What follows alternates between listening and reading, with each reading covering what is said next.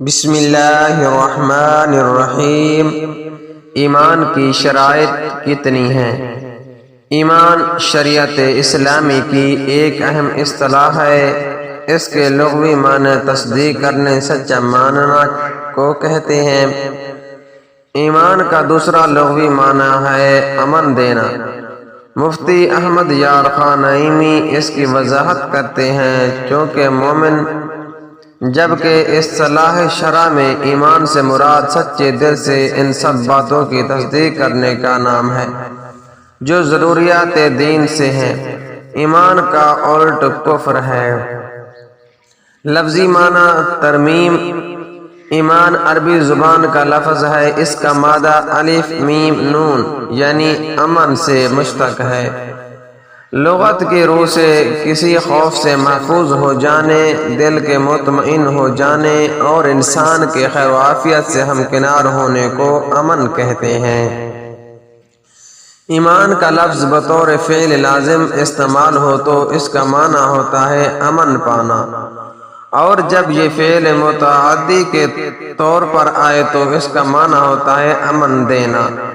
کسی پر ایمان لانے سے مراد اس کی تصدیق کرنا اور اس پر یقین رکھنا ہے۔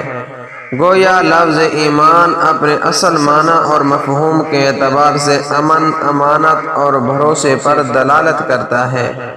شرعی معنوں میں دل سے یقین، زبان سے اظہار، جسمانی طور پر عمل کا نام ایمان ہے، جبکہ اطاعت سے ایمان میں اضافہ اور نافرمانی سے کمی واقع ہوتی ہے۔ ارکان ایمان ترمیم۔ ایمان باللہ، ایمان بالملائکہ، ایمان بالکتب، ایمان بالرسالت، ایمان بالقدر، ایمان بالآخرت۔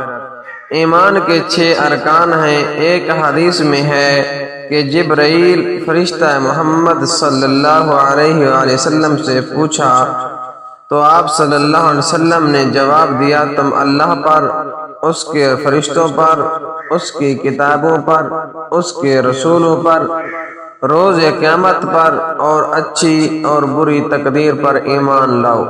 صحیح مسلم شریف۔